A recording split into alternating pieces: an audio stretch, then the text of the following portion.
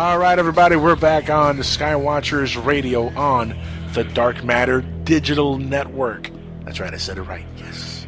And, of course, PSN Radio. This is Skywatchers Radio that you're listening to with Alan and Angel, and tonight our guest, the returning Larry Cekander, who was here about a year ago almost, Larry. It's been, what, July of last year when you came on for the first time on the show? It's been about a year now, I guess, yeah. Almost a year, yeah. It's almost a year since you were here last. And, last time you were here, we were fascinated. I wasn't, because Alan over here, he was MIA.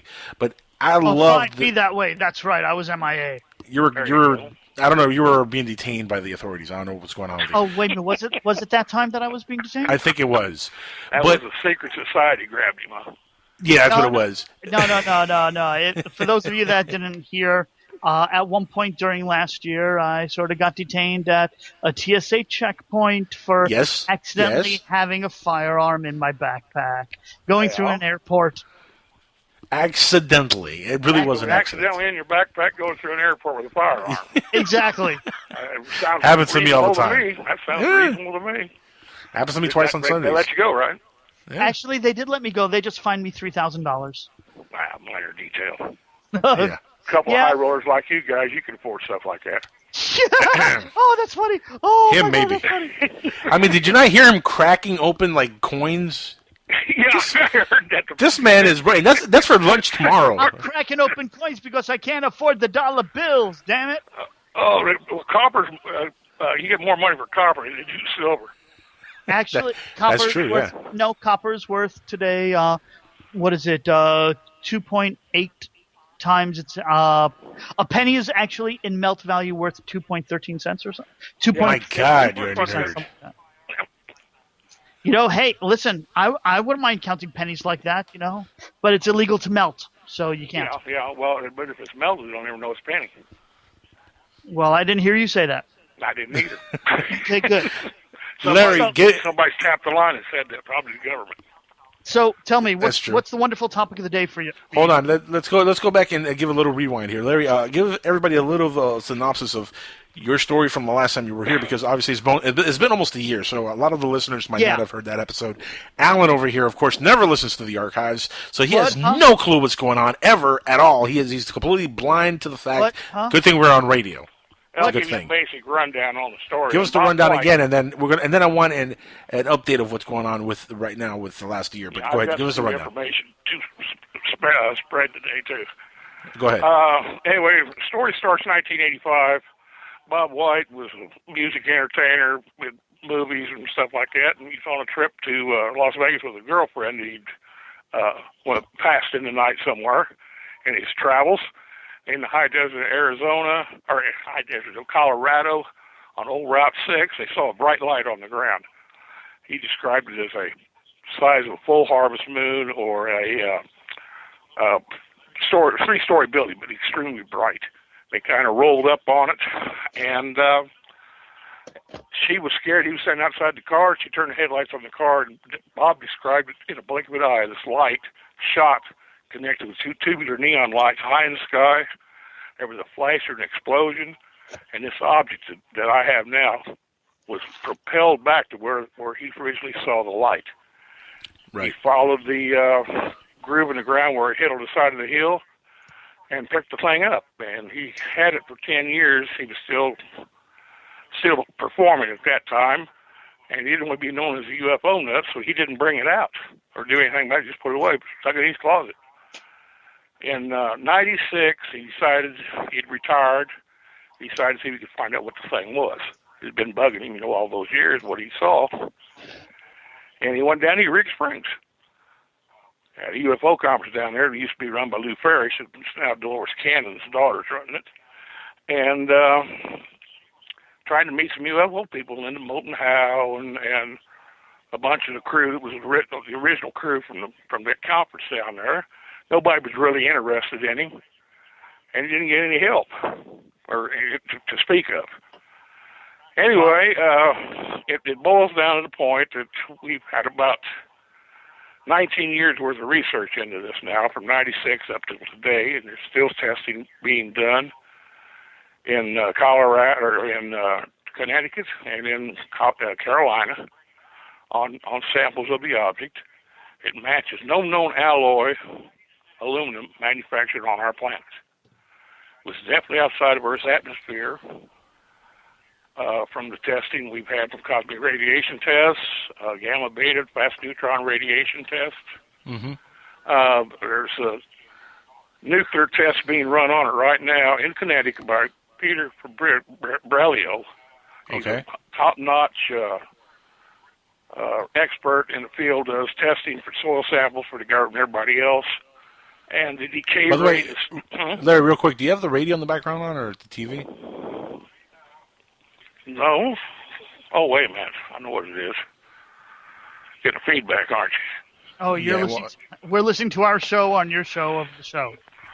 I mean, I love the sound of my voice, don't get me wrong, but... Okay, does that stop now? Oh, yes, that's much better. Oh, that's much better. It was driving me crazy. Off my computer. Continue. Phone set right next to the computer. It's an unexplained phenomenon because that. That's what I like phenomenon only more. And what it boils down to is the testing is ongoing on this thing. Right. They can find no match to it on an aluminum alloy that we manufacture. It's not space debris. So it's not a piece of a rock, right? It's definitely a metal of some sort. Are any elements on the periodic table? All the elements are on the periodic table, but some of the most rare on Earth. And a normal alloy aluminum has from 9 to 15 elements in it. This object has 33 identified in it so far. And again, all testing say it is an alloy, silicone alloy aluminum. Okay. It was manufactured for a purpose, but nobody can tell you what its purpose is. Nobody can duplicate it. I've been asking for 18, 19 years. I'll go away. Someone show me another one, how they made it. But there ain't nobody going to show me one. Wait, but are you telling me we can't even figure out how it was made? No. I just got a test finish. And the scientists, there was 4 scientists doing these tests. Right. I got an email from him with all the test results. Let me find out. Here it is. He writes, the guy's name is Rudolph Olson. He works for Sealy Corporation, North Carolina. It's one of the top 5 labs in the world. His email states, to describe the bob-white object in its simplest possible way, I think you could say it is an agglomeration of rapidly cooled droplets and particles of aluminum silicone alloy. With such an unusual structure, I can only speculate on how it was formed, March 2015. That's 4 of the best scientists in the world. They got wazoo. They got patents up to wazoo on ceramics and metals and everything else that they've done. They can't tell me what it is or how to make it. Can't tell you where it came from. I mean, they have no clue whatsoever. No clue whatsoever. That's 6 months of testing. Now, is this going to be discussed in any peer review journal or anything like that in science once the testings are done? I doubt it, because mainstream scientists don't want to fool with us. You know about that, UFO, anything UFO related, they don't want to touch it, especially if they can't explain it. Yeah, but you would think this is the one thing, if it can be proven that it's something out of this world, that they would say, okay, well, we have to kind of look at this now. Yeah, well, I mean, is it possible this could be some kind of a meteor debris or something like that at all? No. Other test was done at Scripps, La Jolla, California. Okay. A guy named Chris McIsaac. His statement was, let me find it. Where's that? Here it is. We have concluded that the sample is fabricated. However, there is no substance, composition on nature, planet Earth, Moon, Mars, or the asteroid belt that has such high concentration of aluminum relative to the other elements. There is no natural substance, mineral, or meteorite with so much aluminum, and thus we conclude the sample is some kind of aluminum alloy manufactured on Earth or somewhere else. That's his conclusions. Okay, so now what comes after this? I mean, if they want nothing to do with it, and you're saying that this is proven that it's not from this world. What's the next step now for this artist? I can't say it's not from this world. I say it was manufactured off the planet. Well, close enough. Who made it? Close enough. Who made it? I don't know. I can't tell you who made it. It might be something that we have out there. But in 1985, I doubt it. We have another test that was done in 2009. We had unusual tests from Los Alamos. We had unusual findings from NIDS. Right. They all tried to explain it away as an aircraft aluminum, a 360 aluminum. NIDS said, well, the closest same match to it we could find is a 360 aluminum alloy. That's what aircraft, a lot of aircraft, engine blocks, stuff like that are made out of. Right. The problem is there's only 9 elements in a 360 aluminum. At that test, they found 22 elements. One of the elements they didn't find in that object is tin, and aluminum always has tin in it. There's no tin in a white object. Okay. We had a test done at MSU in 2009 called an X-ray diffraction test. A guy by the name of David Lamb did it, material science specialist. He now works for, working for the Navy Department, doing testing out there. Now, he found what they call an amorphous peak in his test. Now, that's a polycrystalline type, almost a glass structure in the matrix of the object when he broke it down. Okay. We don't have that metal. There's no aluminum that has an amorphous peak as manufactured. We're just starting to get into that type of manufacturing process now. I mean, how advanced would you say that this is compared to what we have now? I mean, how many hundreds of years would this be? I don't know if it's hundreds of years, but it's definitely 50 or better. Well, 50 or better might still be our government. Yeah, it could. It possibly. But the problem is, in 1985, we didn't have any manufacturing plants in outer space that I know about. This is a manufactured piece of metal. Larry, hold on. Larry, let me stop you guys right there. We remember the time when I said that I believe that what happened at Roswell was one of our own boys that crashed, something we created with the help of the Nazi German scientists that we brought over from Nazi Germany, and the workings that we picked up from Nikola Tesla that was out there when he passed away of a flying saucer. I believe that what happened at Roswell happened. I think there was a flying saucer that crashed at Roswell. I just think there were, perhaps, maybe, not aliens per se, but, it was something we built. You know what I'm saying? And here's the thing. If they had that then, Larry, and they were building it with some kind of exotic metal and some crazy exotic parts, if they had that in the 40s, Larry. God only knows what they have now. And I think it has to. This could be something from them. Or the U-2. Right. That's 30 years before anybody knew about them. Correct. Yeah, but hold on. That's the SR-71, and that's only one company that made that. Don't forget, there are multiple industrial complex, military industrial complex companies that were building all sorts of vehicles. Oh, yeah. We just knew about the SR-71. I know. Finally.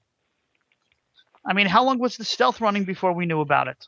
Well, that was like 15 years. I remember right. They were stationed down in New Mexico at the time, I believe. Arizona, New Mexico, I can't remember now for sure. Exactly. So, But, they were flying for around 15 years. That's a lot of UFO sightings around Area 51. Of course. Was the stealth. Yeah, exactly.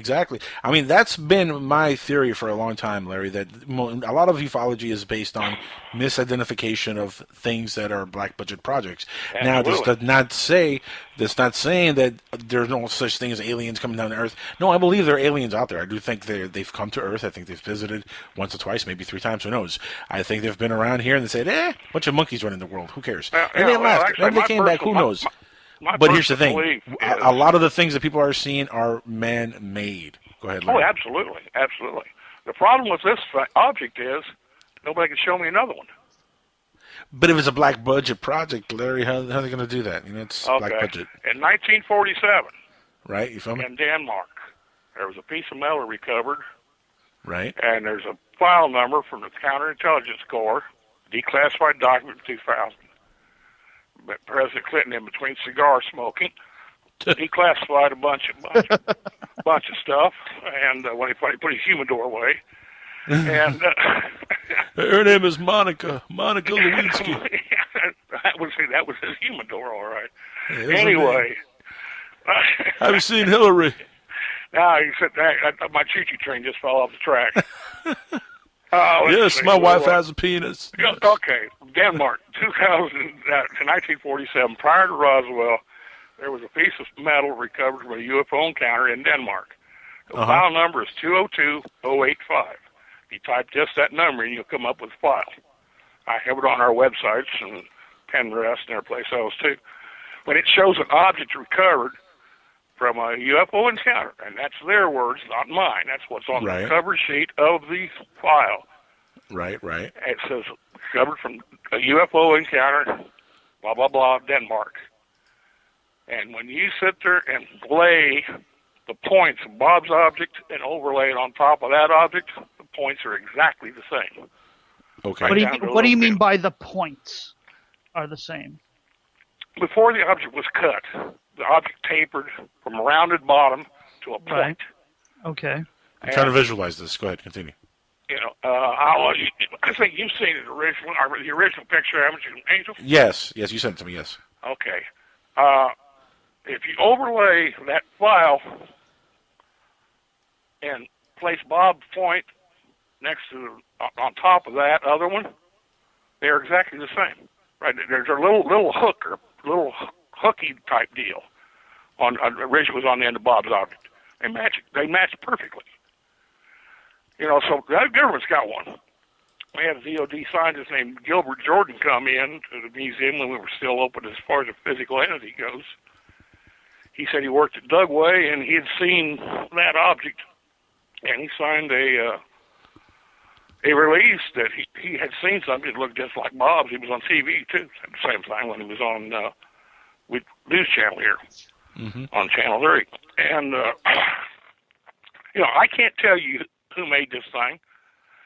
I can't tell you how it was made. I can tell you what's in it. I can tell you that it will send out an EMF signal that you can identify with an EMF meter. See, that's the thing that gets me right there. It's sending out signals. Now we've been able to you've been able to detect the EMF signals that it's sending out. Any chance of decoding any of the signals? Does anybody know how to do any of that? No, there's like I said, I have so much trouble just getting. We've had so much trouble just getting the basic testing we've gotten done. You know, can't get either people are scared of it or people are told to stay away from this. It's the only thing I can figure out. There was a catastrophic event formed this object. There was an explosion. If you smell this object, and I know that sounds stupid, but if you put that object up to your nose and inhale, remember your old cap guns? Yeah. Right. Cap gun. You remember that sulfur smell you get from the exploding gunpowder? Right. Yeah. The same smell you get off the Bob's object. Still, yet today. Really? Really.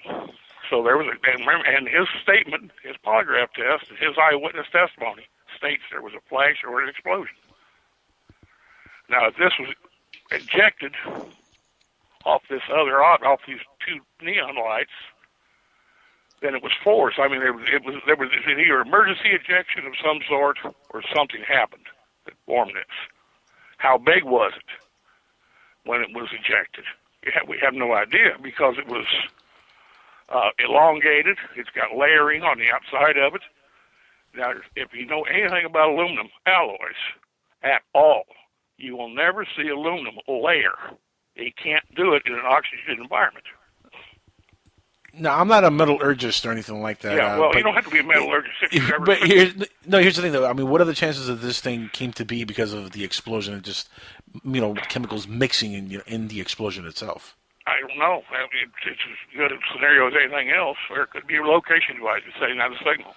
Like, that would be the craziest coincidence that some metals just slammed against each other. When you get 30 feet, you're out in outer space. Well, even though it's aluminum, is it magnetic?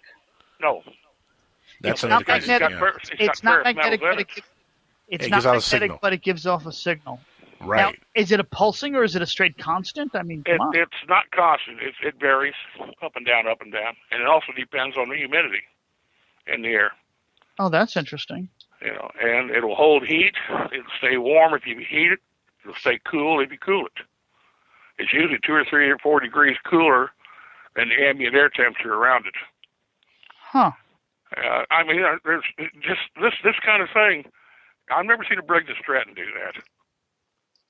You know what I mean? Briggs & Stratton balloon imagine don't do that.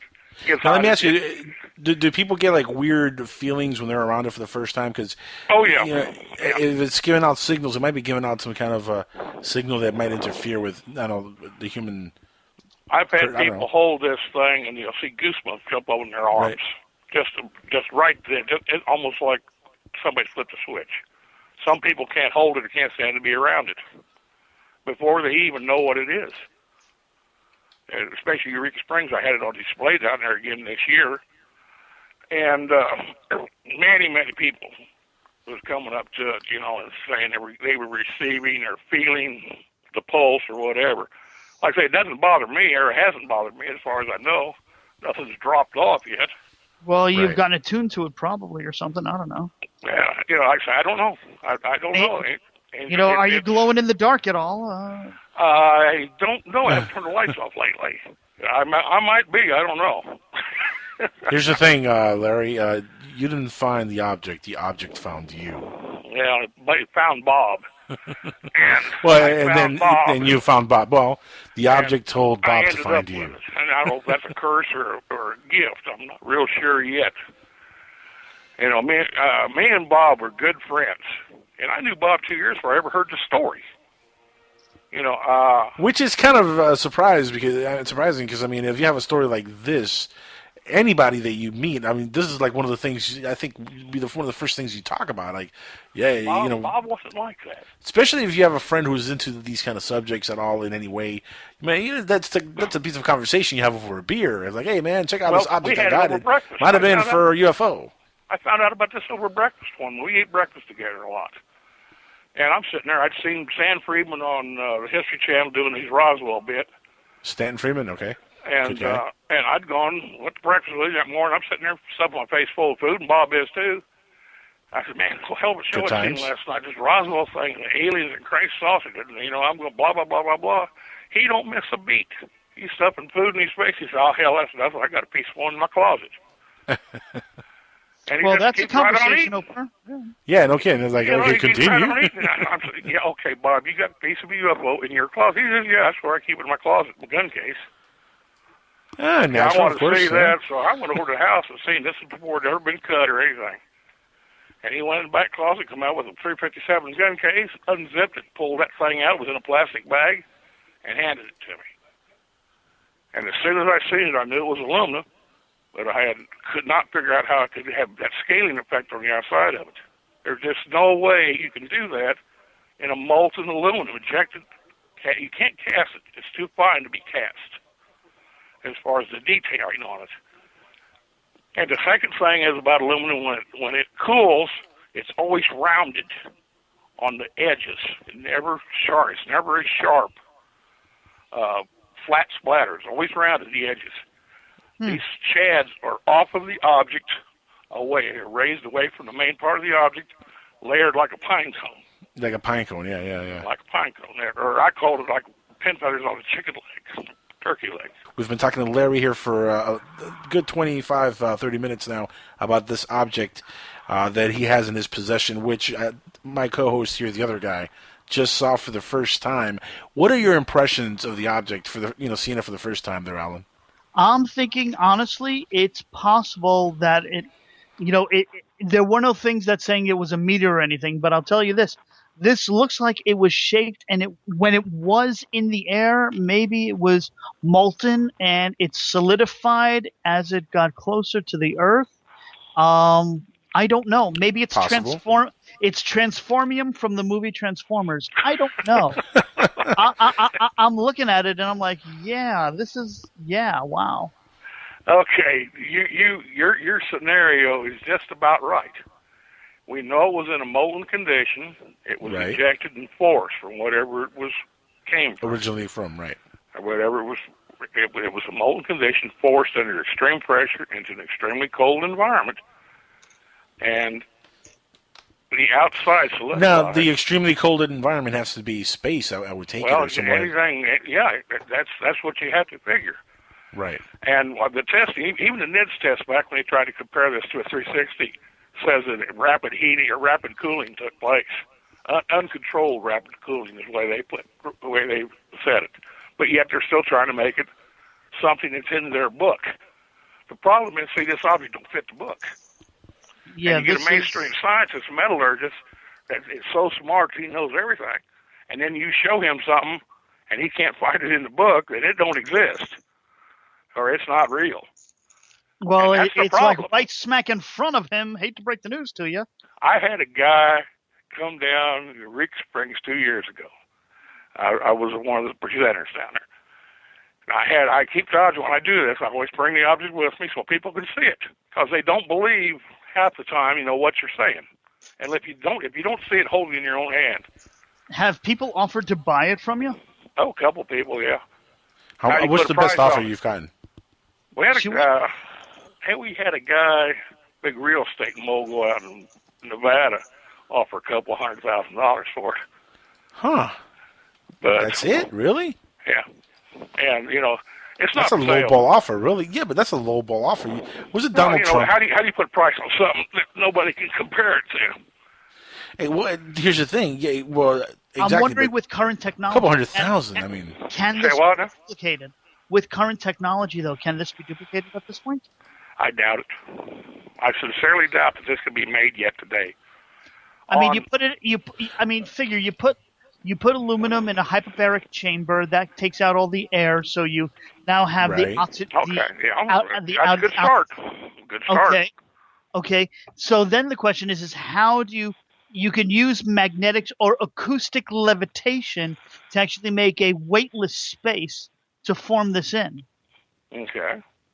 Go ahead. I'm listening. Now the question is all the other trace elements that you're telling me? That's the question. That's the question. What plant in the world would have all the elements in this object? In one place? Yeah, but you're telling me all the elements are Earth-based elements, though. So who knows? This might have been the new magic. This might be the metal that might have had JFK's magic bullet, for all I know. This might be the metal that make the bones for Wolverine. Atomium. If you try to put it and make it here on the planet, you never know. On Earth, right. Then you're ignoring the story. If you ignore the story, you can make it anything you want to make it.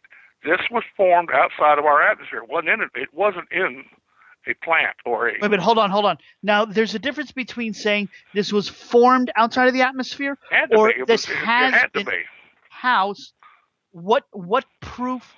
Because of lack of oxygen bubbles in it? I mean, what is it that makes it... It's got oxygen in it. That's one test I'd like to get done because oxygen... you determined the fact that it cooled rapidly, right? Which would indicate it cooled space. Rapidly. That's the only scenario. So the only scenario that fits the object is an inert, either very low oxygen or an inert gas, where it's sealed like argon or something like that. Right. And again, like I say, if you ignore Bob's story, and like I say, you can make it anything you want to, but I have asked for 19 years. I dare anybody show me making them. I dare them. They can't do it. I've had people sit there and show pictures of iron, and they say, this looks just like Bob's object, except it's iron. Show me one of these that looks like Bob's object, made out of aluminum, and I'll go away. I mean, does this thing look like it was sculpted that way, or does it look like it's just like a result of an explosion and it just melted that way? To you, it had to be movement involved because the ablation layering on the outside of the object. Now, that was either caused by the force of the metal being ejected into this cold environment, vacuum environment, or airstream coming into our atmosphere. High altitude, like the space shuttle comes in or something like that. Now, here's a scenario for you, Larry, and this could probably be the answer to what this thing is. Could it possibly be that maybe there was an explosion of some kind of a craft in space, and this piece of debris came flying off of the object that exploded? Hell, UFO, it might be even something we shot down, you know? Oh, exactly. Something we shot at, blew it up, and this is a piece of it, and it melted this way as it was speeding away from the original wreckage. Well, if there had been something that shot at this, there would have been another light in the sky. Because there would have been a fire. Well, unless it was one of our stealthier crafts. 1985? Yeah. Didn't have lasers back then. No, we had lasers. We had lasers that were weaponized. Nothing in 1985 was weaponized. Here's the thing: we can't have our cake and eat it too, Larry. If we're going to believe that the U.S. government has been back engineering aircrafts for 70 years now, whatever years, that pretty much tells me they're a lot more advanced than they let on. If they're doing that kind of stuff, and right now we're seeing the advancements we're seeing, I'm pretty sure it's a trickle-down effect. They're giving us what they want to give us, but in reality, they might be hundreds of years more advanced than what they're telling. That's a possibility too. But again, like I say, I'm going by. You say lasers didn't exist back then, but for all we know, lasers might have been around in the 40s. We just, in the 30s, we have no idea. Well, like I said, the object that was recovered in Denmark in 1947 prior to Roswell. There's not a lot of information on it, but the picture itself says 1,000 words, because something from 1947, and of course that's a Xerox copy of it off of microfilm. But you lay those two objects, Bob's object next to that Denmark object file folder, and it's almost exactly the same. I first seen them out in Roswell at the museum. The director showed them to me. John Greenwald and the Clifford Stone got them released at the same time, Freedom of Information Act. And I called John up as soon as I got this thing. I said, Greenwald, I said, is that file real? He says, yeah. I said, okay, John. And he's a good friend of mine. He's done a couple of shows on us over the years on the UFO Hunters and UFO Files. In fact, the last show he did was 2009, just before Bob was taken away. So, I don't know. Like I said, I don't know. I can't tell you. All I know is it ain't something you're going to find in any alloy book. It ain't from this neighborhood. How about that? It ain't from this neighborhood. Exactly it ain't from around Tears. No. Now, are you at any point, have you been in fear of your life because of the object? I mean, has it ever become scary with any individuals approaching you? Has that happened at all since you've had possession of this haven't, thing? no, but I believe Bob was killed. I believe Bob was run off the road. That's why I asked if any of that has trickled onto you.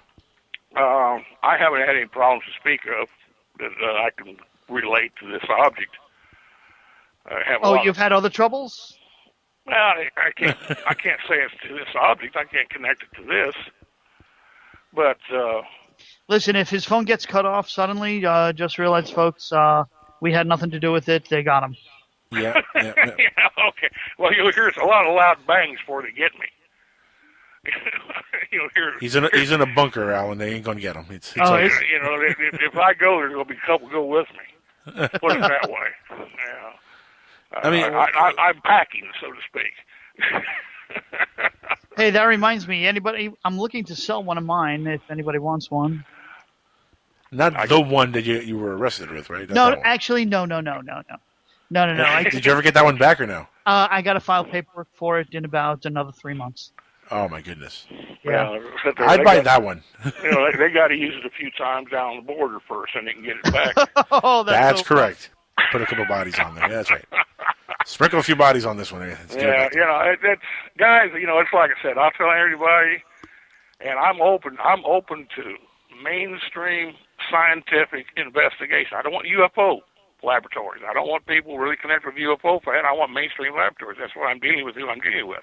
Right. Because UFO field, as far as I'm concerned, is full of it.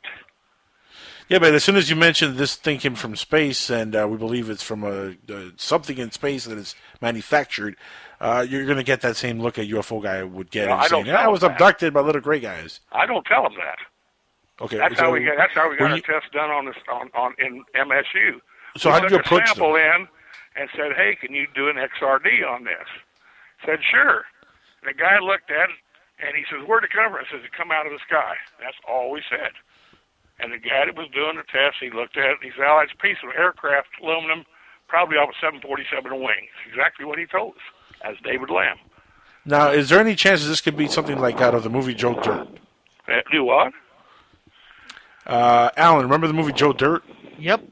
Oh, Joe Dirt, okay. Any chance that this is a huge pile of poo?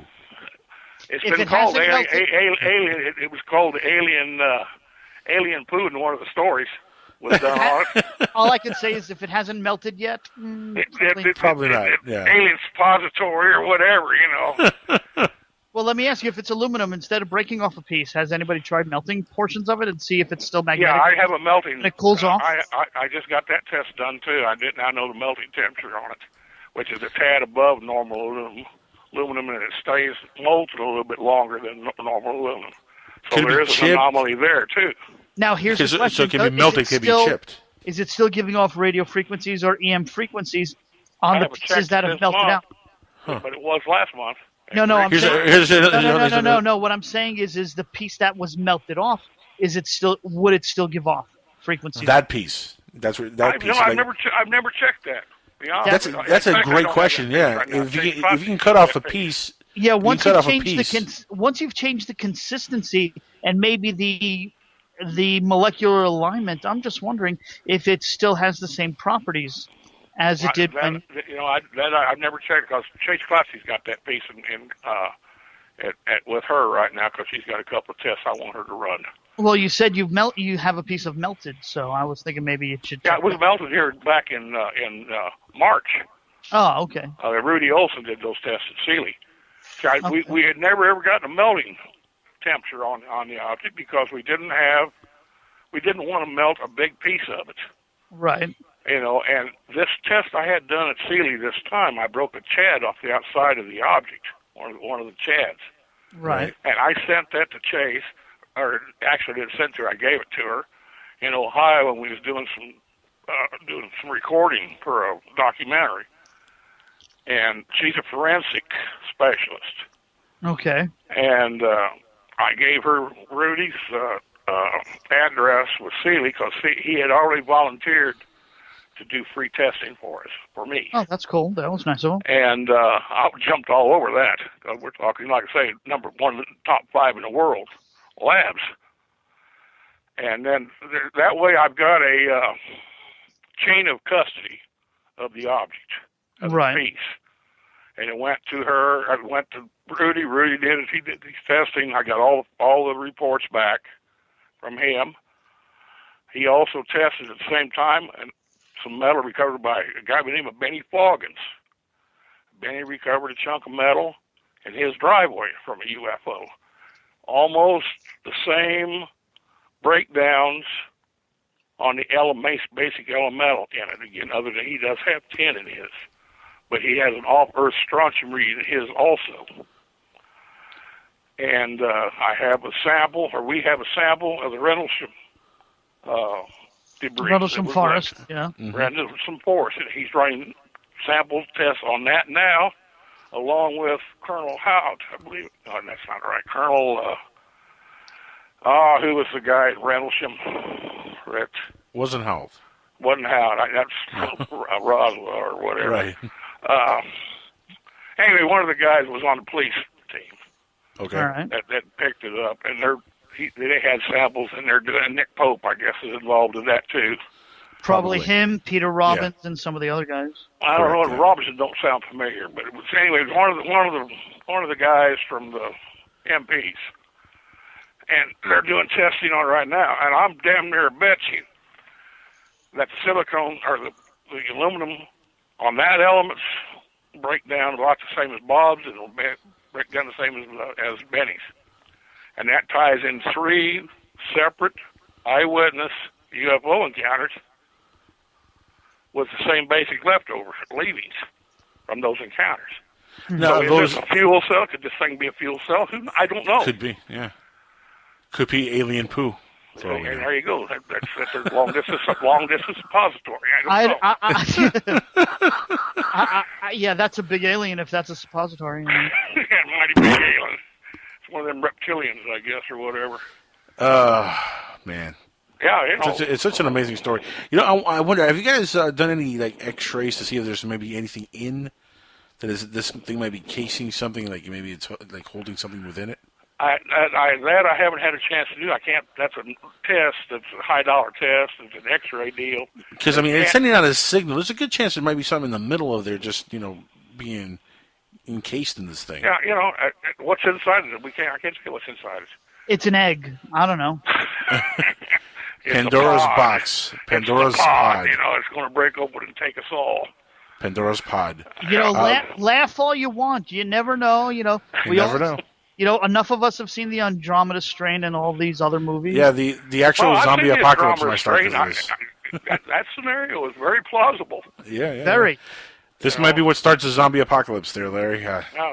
My Jesus. Well, like I said, I'm well armed, so I should be able to take a couple of them out before they get There you go. Yeah, you'll be. See, if a zombie apocalypse ever were to happen, I know I'll die quick. That's for sure. Larry, you'd survive. I mean, I know you'd live for a long time. You take out a lot of zombies. Alan over here. There you go. Yeah, I'm a good shot. Alan, I think, would die quicker than I would, probably. I'm a little bit more prepared than you realize, but I'm not going to talk about it on the radio. Oh no! Don't tell all your secrets. That's true. Exactly. That's why I told all my ex-wives, and they did. And that's Larry, why they're ex-wives. There you go, exactly. Larry, it's awesome having you on. Hey, man, pleasure. Next time you come on here, better not be a year apart, man. You better be having you on a lot sooner than that. Okay, well, I appreciate any time. I'm more than happy to inject whatever I know about this thing, which I've got more questions now than I got answers. No kidding, I got more questions too. I started out with a story and a piece of metal, and now I got the story, the piece of metal, and I got it tied into three other cases. And a bazillion questions. It's like Ted Phillips says, it's the case that just keeps on giving. Yeah, no kidding. Is there any website links you want to give out to the audience so they could follow along here and keep up with your research on this thing? Museum of the Unexplained, Ariel Lumley's research group on Facebook. UFO Hard Evidence. .conforms.com is our old original site that's got most of the information on it. And if you just type my name in, Larry Cekander, I'm published as far as the book goes about this right now. Mm-hmm. You can only go as far as you push. The Bob White Legacy at Goldie Press. And that'll give you just about everything other than this latest 2015 finding. But there will be an add-in to that book coming up shortly. Excellent. And you better be on the show here when that book comes out. All right. Well, like I said, I really appreciate you guys having me on. Hey, it's always a pleasure listening to you, even though it's the first time for me listening to you. Yeah, exactly. It's a bad choice of words. You ask the right questions, and that's what I want. I want people to ask the questions. It gives me ideas too. I can't tell you what it is, but I can tell you it ain't off a Buick bumper, 1953 Roadmaster. You can tell us what it is or what it isn't. All we know is that this thing is very bizarre. It's not from this world, and the answers that it could hold could be the answers to everything that we talk about on this show. Yeah, Larry, I forgot to mention that Los Alamos stuff, but I'll catch that next time. Next time we have you on, because we're really short on time. Larry, thank you so much for being on the show here. Appreciate your time, sir. Larry Cekander, everybody. Check out his website. Check out the object. Awesome story. Alan, this has been another fun episode of Skywatchers Radio, my friend. Absolutely it has. I always enjoy having a nice, wonderful show with you, and it's been amazingly amazing. Been amazingly amazing. That's right, folks. Skywatchers Radio, we sing. No, we don't. No. No, trust me, you don't want to hear him sing, folks. You don't want to hear that. No, you don't want to hear that. But you know what you want to hear? Monday night, coming back, Future Theater. That's right. Future Theater will be on live this week, so stick around for that. And next week, guess who we have on? Guess who's going to be on the show with us? Guess. Give me a hint. His name rhymes with Ott Arlo. Ott Arlo. Yes. Can I call Yahtzee? Really? Yahtzee? Okay, I'll let you call Yahtzee on this one. All right, fine. Go ahead. Yahtzee. Okay, we're gonna get to a little bit of cryptozoology next week with the one and the only Scott Marlowe. Oh, okay. That's gonna be a lot of fun. He's been all over the place, from the BBC to the History Channel and Monster Quest, Discovery Channel. He's been all over the place. Great guest. He's going to be on with us next week. Please stick around for Dark Matter Radio Network's other programming after this show because there's a lot more stuff coming up. Also on PSN Radio, same stuff. Stick around for both. Keep listening. Keep your eyes on the skies and your prize on July when Art Bell returns to the airwaves. We're almost there, people. We're almost there. Until then, and until next time, keep your soul rolling.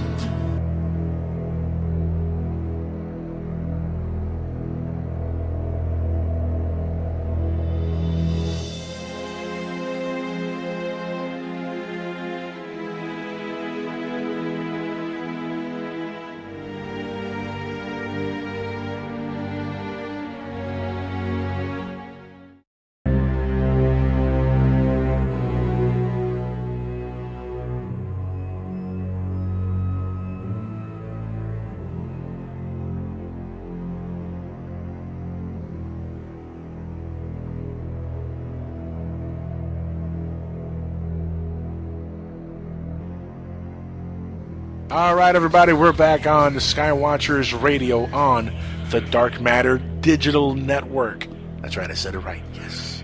And, of course, PSN Radio. This is Skywatchers Radio that you're listening to with Alan and Angel, and tonight our guest, the returning Larry Cekander, who was here about a year ago almost, Larry. It's been, what, July of last year when you came on for the first time on the show? It's been about a year now, I guess, yeah.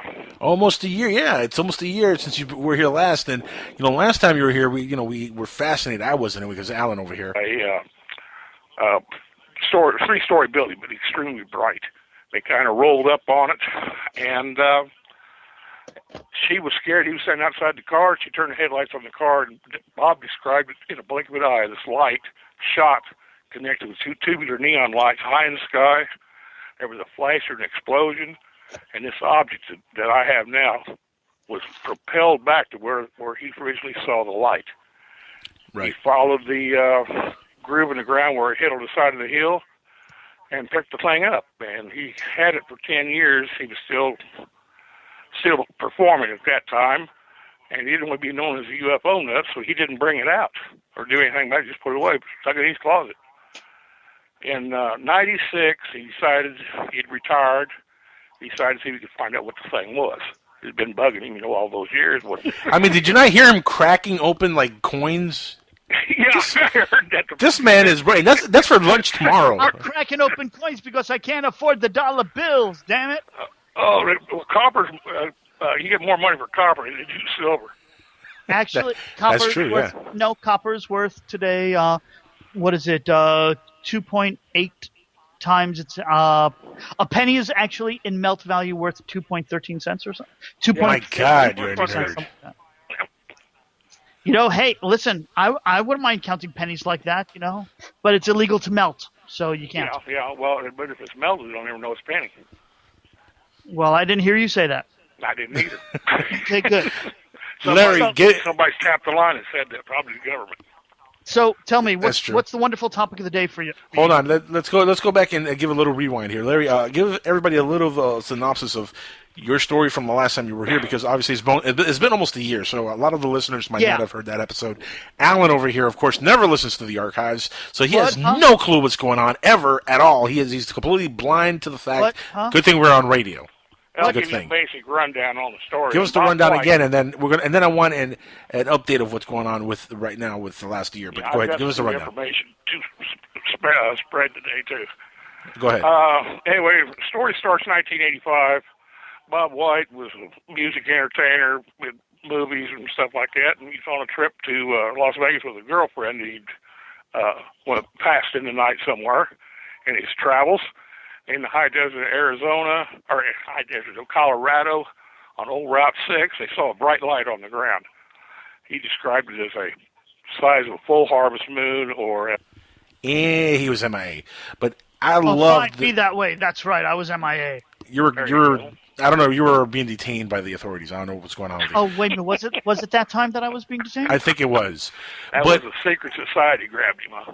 Yeah, that's what it was. No. For those of you that didn't hear, At one point during last year, I sort of got detained at a TSA checkpoint for accidentally having a firearm in my backpack, going through an airport. Accidentally. It really was an accident. Accidentally in your backpack going through an airport with a firearm. Exactly. Happens to me all the time. That sounds reasonable to me. Happens to me twice on Sundays. They let you go, right? Yeah. Actually, they did let me go. They just fined me $3,000. Wow, minor detail. Yeah. A couple of high rollers like you guys, you can afford stuff like that. Oh, that's funny. Oh, him maybe. God, that's funny.